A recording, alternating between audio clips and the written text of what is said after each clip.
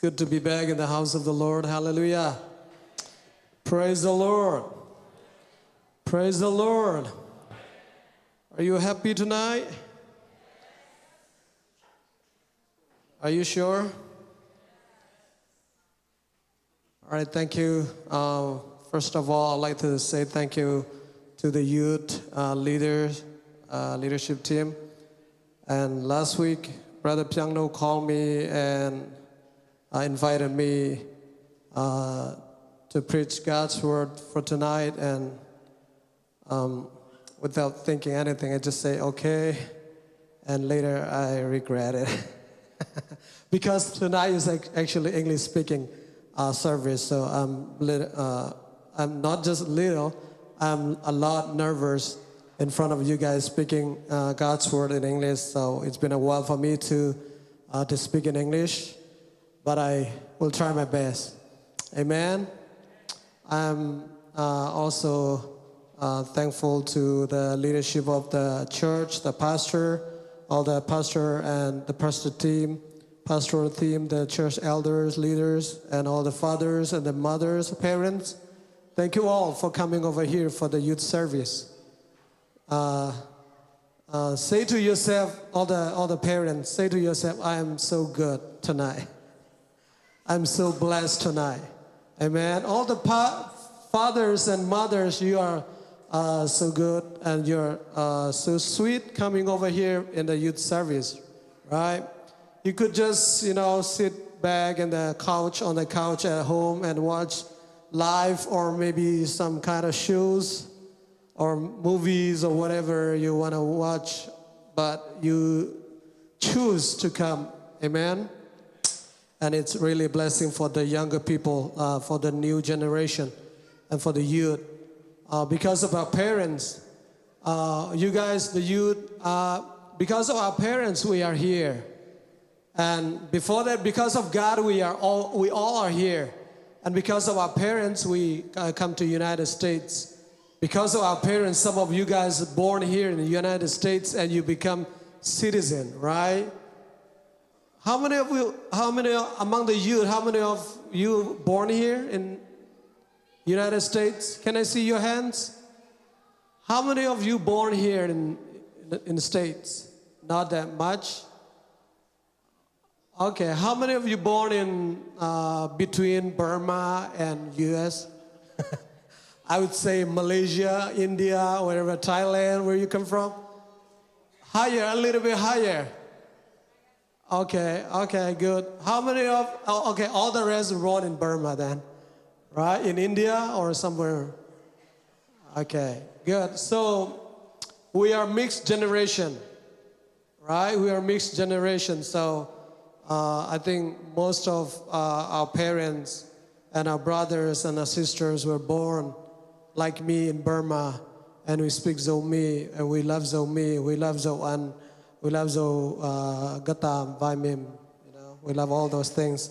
But when we come to America, we don't really get all of those things, but we enjoy buffet, hamburger, KFC, something like that. So it's really beautiful to see in the house of God different generations. That is why the pastoral team are putting so much effort to lead these generations and these congregations. And we appreciate all the pastors. And let us give a clap of hands for our pastors. Thank you, Pastor, for serving us, for serving the Lord. And also, I appreciate the youth team, the youth leader. You guys are amazing too. You did your job. And the praise and worship team, you are amazing. If it's like Zomi service, I would like to sing a song, before I preach. But today is English, so I don't want to ruin your taste. And let's go to book of 1 Timothy. When I talk with Brother Pyangno, I asked about the team, the youth, the team for the youth of this year, and he gave me a scripture, and based on that scripture, I'll be delivering a little message and encouraging word to all of us. Last month, the youth, leading by the leader, you guys came over our church and Shalom. You guys encourage us and help us to see the presence of the Lord, and it was amazing too. And then the team, as the leader, the secretary was announcing, you guys are planning to have a revival meeting in Bowling Green. It's gonna be a great thing too. May God bless you all. Shall we all stand for one more time before we sit back and relax? If you have your Bible, you can turn to 1 Timothy chapter 6. This is our youth motto for the year. We are in the month of October, November, and December. And just 2 more months, and then 2026 gone. You will never found again 2026. Isn't it great that we see, new year one by one, year by year, every new thing, and even new blessings in our lives. It's a blessing. If the media team can point it on. Okay, all right. Because we have different version of the Bible, shall we read together the New International Version that media team put on the screen? Shall we read together? 1, 2, go. Fight the good fight of the faith. Take hold of the eternal life to which you are called when you make your good confession in the presence of many witnesses. Let's pray. Father, we thank you for tonight. Thank you, Lord, for your word. And as we prepare to receive from you, you teach us and guide us, lead us. We prepare our hearts to hear from you. I pray that your blessing be upon each and every one of us. Guide us with your Holy Spirit. In Jesus' precious name I pray. Amen. Everybody, you can be seated. Thank you so much. Tonight is very special for me because I came here with my beautiful wife, and she's pregnant 5 weeks, and last week we had the gender reveal, and God has given us a beautiful, godly, beautiful baby girl. Okay, so thank you. Yeah. Boy girl win. Team girl win. Win. So all the youth, those who are about to be married, or those who are still planning, or those who are having any kind of thought, God will bless you. Amen. Hallelujah. Hallelujah. Are you guys happy tonight? All right. Okay, it's just 7:44, so I will just take a few minutes. Tomorrow is a big day too, right? For all of us. We're going to have children Sunday school department day, and you guys, I think, have also preparation for that too. So I'll be very, very fast and furious. How many of you know Fast and Furious? You watch all the series? No, okay, don't watch it. Stop. Tonight, my title would be Fighting the Good Fight of Faith. I know the youth team has a motto called Hold On, right? Isn't it hold on? Lay hold. Lay hold on the eternal life. How many of you bring your Bible tonight? How many of you bring your Bible, youth? Can I see your Bible? Yes. I think last year or a while back when I was teaching the high school youth, I think in the summer, I told them to bring Bible and notebook to the services. I think they remember or not. I'm not sure, but I hope you guys bring Bible. You can bring any kind of Bible, tablet, phone, whatever. But I prefer if you want to bring the physical book and just look into it, have some notebook and write down something. Tonight, I hope at least you got one thing to take it back, right? Just one thing, take one thing from the preaching. I don't want you to take all of it. It's got to be too much for all of us. Just take one thing. One thing, remember, and if it's the title, that'd be great, right? Fight the good fight of faith. Everybody say, fight the good fight of faith. When we look to around us, surrounding us, and the world, when we watch the news, we are called to fight. Who are good with fighting? Who like to boxing? Who like to box? Box people. Put in a box now. It's not like that. But boxing, wrestling. How many of you watch wrestling? Not really. Boxing. I think most of our youth like football, right? Soccer, football, and volleyball. Yeah, we don't. I'm glad that nobody is saying that I like fighting. Right? Physical fighting is not good. I'm not here tonight. I'm not here to tell you to like the fight. What I'm trying to tell you is to fight the good fight of faith. The good fight of faith. Apostle Paul sent a letter to Timothy, who is the young pastor, minister in the church at Ephesus. He is preaching, teaching, leading the congregation. He is so young. And he has a lot of enemies while he wasn't preaching, doing ministry of God. He faced a lot of enemies and opponents. But Paul here focused, saying to Timothy that you do not worry about this physical fight.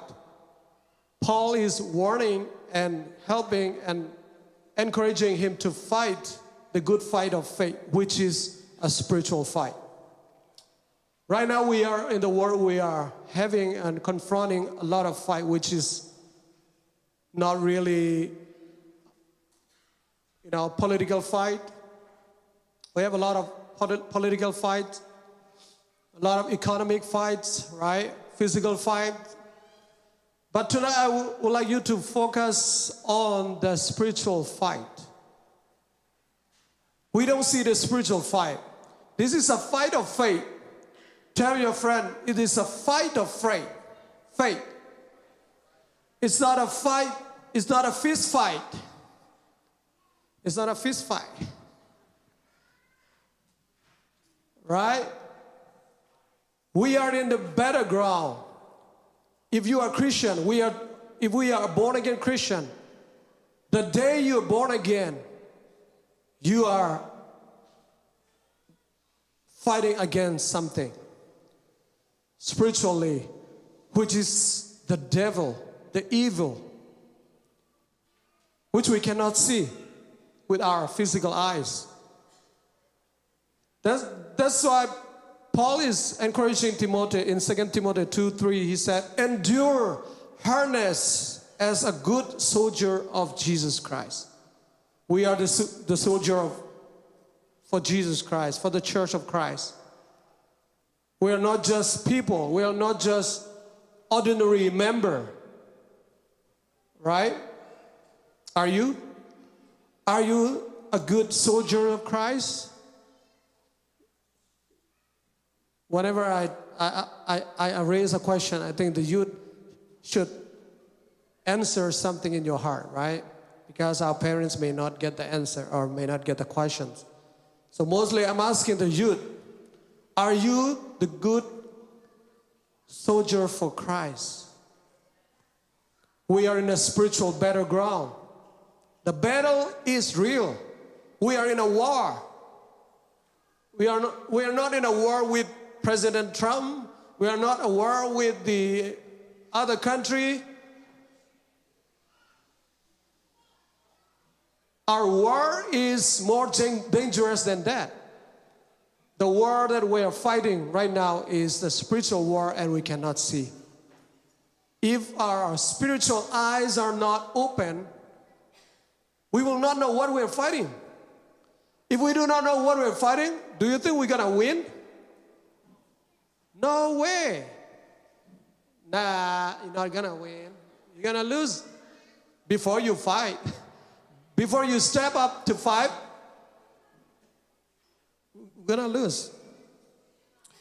That is why the Christian life is not easy. It's not an easy life. Amen? We are daily fighting spiritually and against the enemy, which is Satan. You tonight, I would like to encourage, we are in the fight battle, the battle of fight, which is spiritual, that we cannot see unless our spiritual eyes are open. Parents, I want you to know that your boys and your girls, your children, youth, are facing battles against temptation, against peer pressure, against doubt. Some youth, they face battles against social media influence, right? And some youth might be thinking about compromising of faith. That is why parents are so important. Parents have to teach and to lead the way that they should, the youth should. The Bible says you should teach your children in the way they should while they are young, right?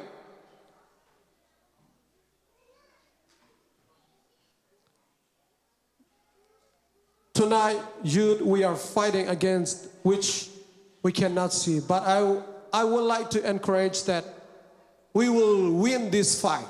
Amen? Because Jesus Christ had already won the fight.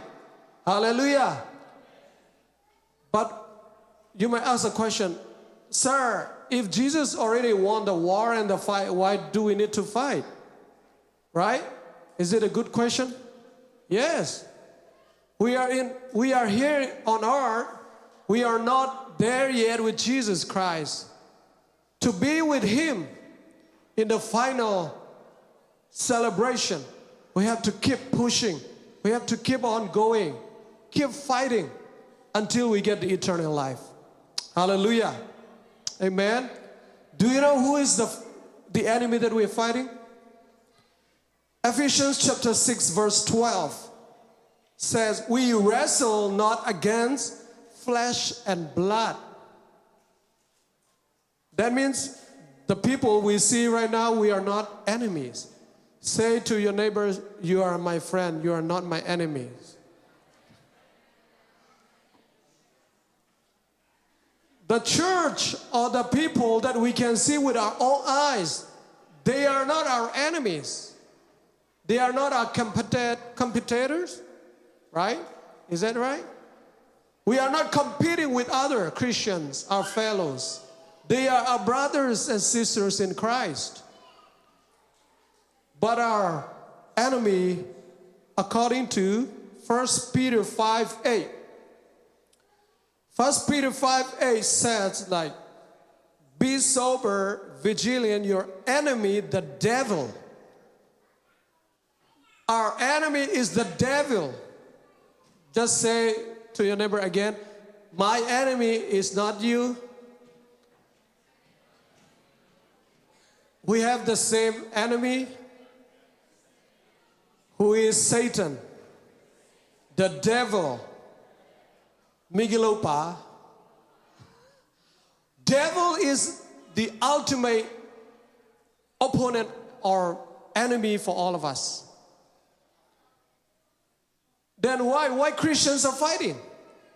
Why Christians are fighting each other? You know why? The devil make us think that they are or other people are our enemies, which is not true.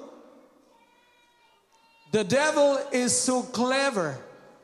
How many of you know how clever the devil is? The devil was in the Garden of Eden. Devil has been there in the beginning of time, right? In the book of Genesis, we see the devil, serpent. In the book of Isaiah, Ezekiel, we see that devil is up there with God in the beginning stage, that he was the morning star. Because of disobedience, because of the fighting against God, he was kicked out of heaven. He became evil one. He was fellowshipping, he was praising, worshiping God with a lot of angels. But one day he became, jealousy came to his heart, and he was jealous against God, trying to fight against God. And what happened in the last? He was kicked out. Right? That is why devil is trying to get us to become one of us or one group together so that we can stand against God. Do you understand with devil or do you understand with God? Of course, we want to be with the team God, right? Team God, not team devil. The devil, we need to know the devil, who is our enemy. How did he fight to the Christian, the follower of Christ? If you are the follower of Christ, if you are Christians, the devil is fighting against you. The devil is targeting you. He is fighting you, shooting you. Amen? He is shooting you. He will shoot your head. He will shoot your heart. He will shoot anywhere he can to lose your faith. That is why we need to know who is our enemy. We wrestle not against flesh and blood. 2 Corinthians 10:3 said, "For though we walk in the flesh, we do not war after the flesh. We live in the world, but we are not of the world." Amen? For though we live in the world, we do not wage war as the world does. Amen? That is why we need to know who is our real enemy. If we do not know the real enemy, we might fight somebody who is our neighbors or who is our friends or who is our buddies, right? Our enemies are not our friends or parents or teachers. It's Satan or it's sin and it's unbelief. The goals of the devil, the devil's goal is to distract you from the truth, to discourage you, to destroy your faith. John 10:10 said, "The thief came for what? To steal and kill and destroy our faith." Young people, wherever we go, we have to be very careful because Satan is always around us. He's trying to put us down so that he can have us together with his team. But we are not team Satan, right? We are team Jesus, we are team God. The fight that we are fighting is, like we said, it's a good fight. Every fight is not good, right? Do you think every fight is good? No. But this one is very good because we fight for the righteous cause. We fight for faith, which is in Christ. It has eternal rewards. Hold on to the eternal life. We are fighting for eternal life.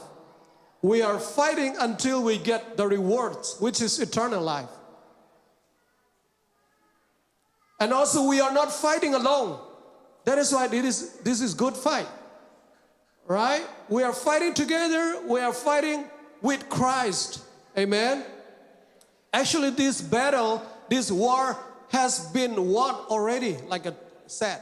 Jesus on the cross has won the war, the battle, and he was resurrected on the third day. He was victorious over the death and hell. Amen. That's why don't say to me, sir, I don't want to fight. I'm not a good fighter. Right? Don't say to me that. If you are a Christian, we are a fighter. Fighter of faith. Say to yourself, I am a fighter of faith. I will fight very strong. Mean it like when you say like mean it, okay? Just don't follow me. You mean it, say it, mean it. Mean it and say it. Amen. Hallelujah. It's a serious fight. Okay? It's a serious fight. And then we cannot avoid this fight while we live in this here on earth.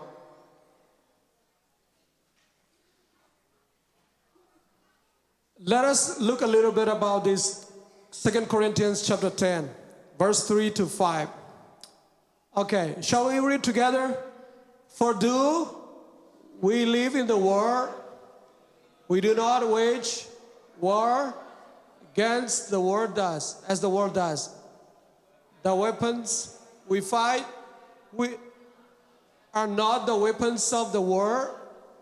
On the contrary, they have divine power to demolish strongholds.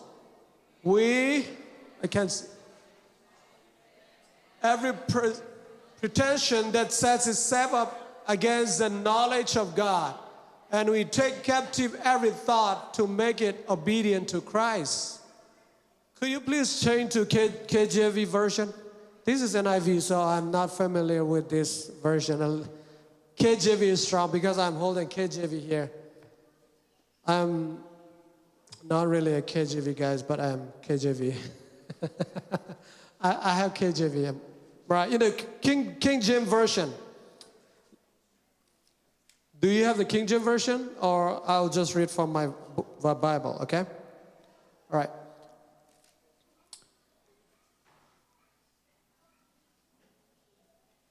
For though we walk in the flesh, we do not war after the flesh. For the weapons of our warfare are not carnal, but mighty through God to the pulling down of strongholds. Verse 5 show us and tell us that how the devil is fighting against us. Casting down imaginations. I would like to talk a little bit about imagination. Today, this spiritual war has something to do with imaginations among the youth, especially in this generation. Parents might not know what the youth are imagining. Satan did not come openly and say to you and fight against you, but he will come wisely or cunningly, let's say. He will change your imaginations. Nowadays, a lot of young people lose their faith because of different imaginations. You know what is imagination? What is imagination? I hope you guys know, right? Thinking something which is not real, but believing that should be true, right? We imagine something which is against the Bible or the Word of God, and then we accept it as the truth. That's the imagination. And also there are another word, it says like strongholds. Those are strongholds. And every high thing that exalts itself, the imaginations that you have itself think that that imagination is so high, even higher than God, or wiser than God, or more righteous than God. For example, I am okay without God. If you say like that, you are saying, I don't need God. Okay, that's the imagination or the thoughts. Here in the next verse, in 5 verse, it says like, bringing into captivity every thought to the obedience of Christ. Every thought. The strongholds that Satan put into the youth mind or heart is some imaginations or thoughts or every thought that are against the knowledge of God. The thoughts or the imagination that we have are against the knowledge of God. It contradicts to who God is, what God says. It looks very good, right? For today, you might say love and acceptance. If God is love, He must accept everybody. Is it good? Is it good? But it's not scriptural. God is love, yes. But God puts boundary when He creates human.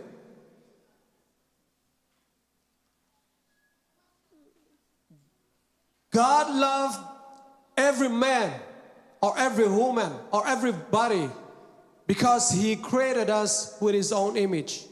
But because of sin, He has to sacrifice on the cross.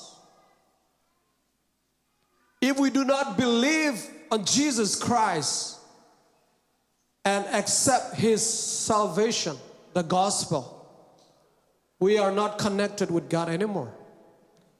If we do not accept Jesus as our personal Savior and Lord, that means our imagination, our thoughts are against His will and His desire. So today, how Satan was fighting young people is not with physical things or even the things that we are enjoying in our daily life. It's our strongholds which is in our imagination, our thoughts. The thoughts, when we think something too much, and what we think become reality. When it becomes reality, we act on it. And then we think that is true. But when we compare and read God's word, it's not totally true. And it's totally wrong and against the knowledge of God. That's how Satan or the devil was trying to deceive us. In the Garden of Eden, God was visiting and having fellowship with Adam and Eve every night, maybe every day. And God was saying to both of them, you can eat all the tree except the tree from the middle, which is the tree of the knowledge of good and evil. And then they believe it, right? They believe it.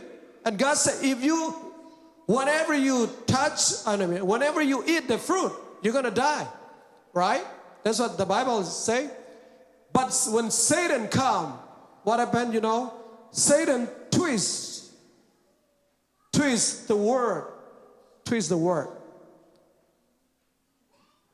and trick Adam and Eve and get their mind to think or doubt about God's word.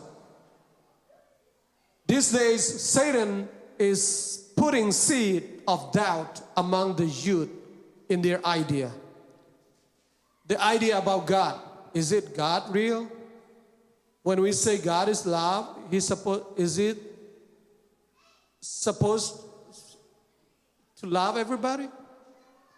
Right? A lot of questions come in the mind of youth. But our final answer is God's word. What God is saying in this Bible is the final authority and the truth. So if you do not read, if you do not understand God's word, we will not know what God is saying. Right? If we do not read God's word, we will not know at all. That's it. So important that we emphasize on focusing on God's word.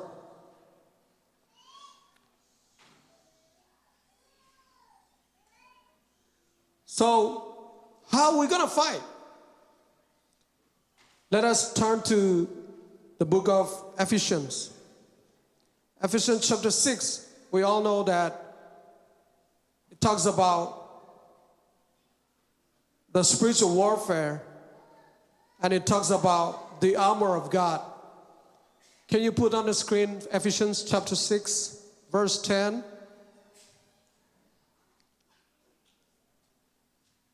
Ephesians is where Pastor Timothy was doing ministry. Okay. In chapter 6, verse 10, Paul write to Timothy and said, like, if the churches in Ephesus, finally, my brethren, be strong in the Lord and in the power of his might. Be strong in the Lord. Be strong. In whom? In the Lord. And in the power of his might. He is powerful. The war has been won by Jesus Christ. But we have to keep on holding until we receive the eternal life. To fight against the devil, the evil one, verse 11 said, put on the whole armor of God. What it said? Put on the whole, all. It says all the armor, not just one, everything. Put on the whole armor of God that you may be able to stand against what? Schemes of the devil, wiles of the devil. It's not the power of the devil, because the power of the devil has been defeated. Jesus has defeated the power of devil, but the wiles, the schemes of the devils are still here on earth, trying to deceive us, trying to take away our faith from Jesus. That is why we have to fight on, keep fight on. Amen. For we wrestle not against flesh and blood, but against principalities, against powers, against the rulers of the darkness of this world, against spiritual wickedness in high places. All these things work together to tell us what? Lies. To tell us that Jesus is not real, or Jesus is not resurrected, or Jesus is not God, or Jesus is not Lord. These things try to deceive us and telling lies, putting lies in our mind, in our imagination.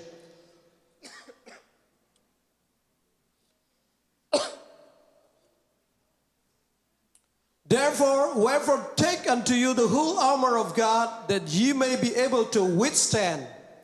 You may be able to withstand in the evil day, and having done all to stand. These days are the evil days, my friends, brothers and sisters. We are in the evil days. We are in the last days. Verse 14 says, stand therefore, having your loins girt about with truth. What is the first armor? According to this scripture, what is the first armor of God? What is the first one? Do you see? I can't see. Can you see? Is there any armor of God? The first one? What is the first one? I can't hear. You need a mic? All right, it's the belt of truth. It's the belt. I don't think women use belt, right? Do you girls use belt? Right, sometimes. Men, all the time we use belt, right? Without belt, what happened? Everything will be openly shown. Belt is so important in our body, right? That is why the truth is so important. Devils or the principalities, authorities, spiritual authorities or wickedness, they are still trying to tell us lies, to deceive from the truth. That is why the first armor is the belt of truth. We have to have the truth all the time. The Bible says, if you know the truth, what it says, the truth will set you free. Jesus says, I am the truth, the life, right? The door, the way. Jesus is the truth. And the next one is the breastplate of righteousness. Breastplate. You have to cover your front part. All right, everybody? You see me? You have to cover your front part. It's so important also with righteousness. Your heart must be filled with righteousness. Whatever you think, whatever you put, whatever you do, it must come with righteousness. Amen? And then also ready your feet with preparation of the gospel of peace. The gospel of peace. Gospel is peace with God and with everyone. If we fight with everyone, we are not having gospel of peace. Because we are having gospel of peace, we are fighting against the evil one, the devil. The next one, it says like, above all, right? Above all, take the shield of faith. Shield. What is the shield for? What is the shield? To cover. To cover when the enemies throw their arrows or shoot you, right? There's a bulletproof shield, you know? You see? This is the shield that God is talking to all of us, the shield of faith. To quench all the fiery darts of the wicked, the flaming arrows. Satan always attacks us with flaming arrows. Fiery darts. That is why we need the shield of faith. And then take helmet of salvation. Helmet, your head.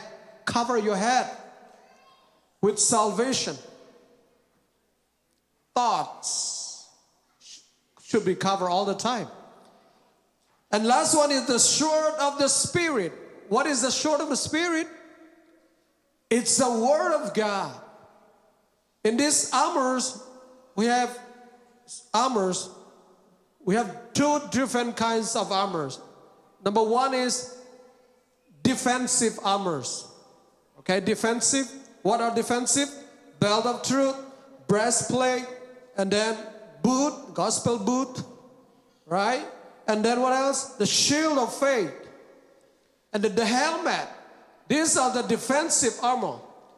But in order to fight back and kill our enemy, we need the offensive armor too. Here, what is the offensive armor of God here? It's the Word of God, which is the sword. Everybody say the sword of God is the Word of God. The sword of God is the Word of God. If there is no Word of God, we will not live. Nothing will be exit if there is no Word of God. Amen. Devil trick Adam and Eve based on the Word, God's Word.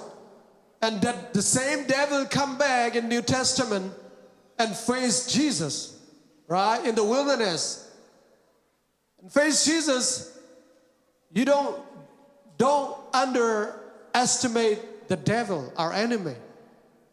He even dared to face Jesus and challenge him.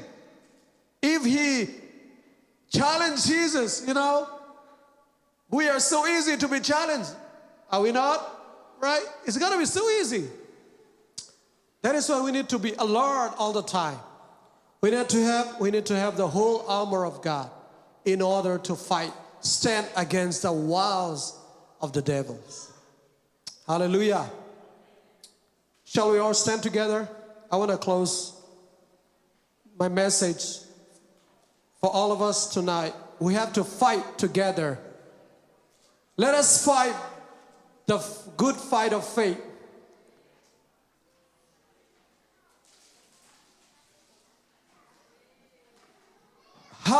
Do you know how we're going to lose this fight?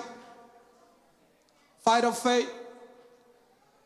If you lose your faith, you lose the battle. You lose the fight. Say your neighbor, if you lose your faith, you lose the fight. If you lose your faith, you lose the fight. And then how are we going to win the fight then? By faith. Romans chapter 10 says, verse 17 says that we have faith by hearing. Through hearing the word of God. Hallelujah. If we hear God's word, what God is saying to us, we're going to have faith. We're going to grow in faith. Amen. That's why we need to fight with the word. The Bible is your sword. The sword of God is the word of God. Never forget about that. Amen. Hallelujah. Fight with fellowship. Let us fight together.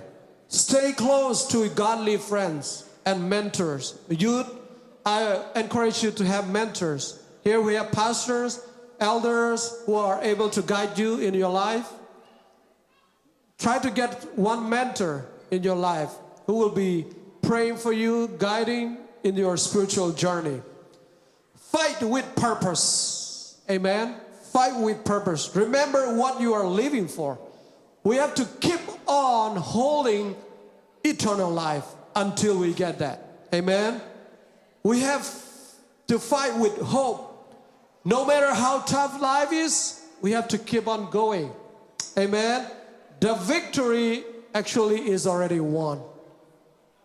Basing on the victory that Jesus has won, we have to keep on pushing our faith. Amen. Let us pray together. Let us pray together to the Lord and say, Lord, help me to fight the good fight of faith. Let us pray together. Hallelujah. Hallelujah. Thank you, Lord Jesus. Thank you, Lord, for your word. Your word is a lamp unto our feet and a light unto our path.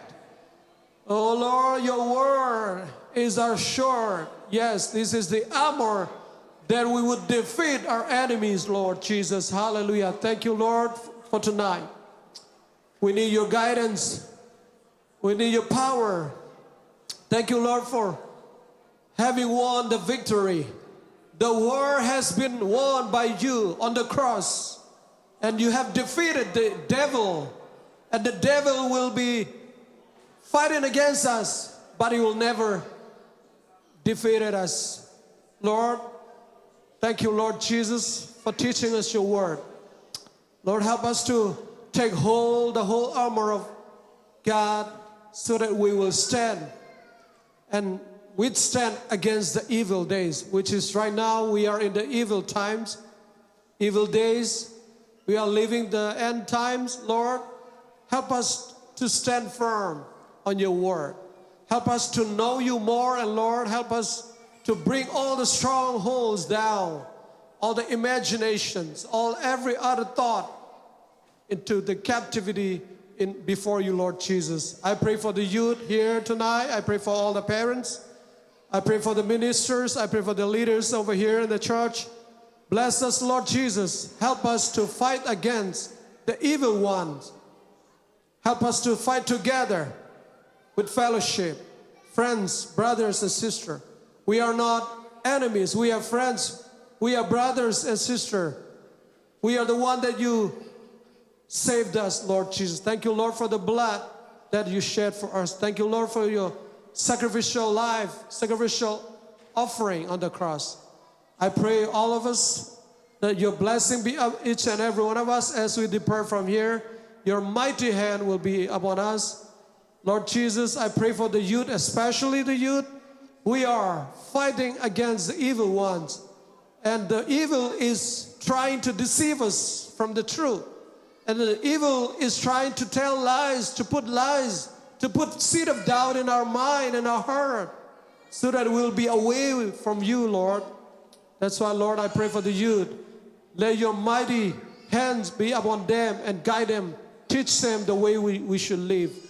Teach us to know you more and more. Thank you, Lord, for tonight. As we depart from here, let your presence be upon us. And until we meet back, let your name be glorified through us. Bless this hour of coming together. Thank you, Lord, for the leadership team of the youth. Pray for the youth and the leadership. Bless them, whatever they plan, for your glory and honor. Thank you, Jesus. As we dismiss the services, I pray that your blessing be at each and every of the believers in the church, in the Apostolic Church, and everywhere around the world, that we may stand firm in the truth, and we may stand with you until the end. In Jesus' precious name, I pray. Amen. Thank you. Thank you, everyone. May God bless you.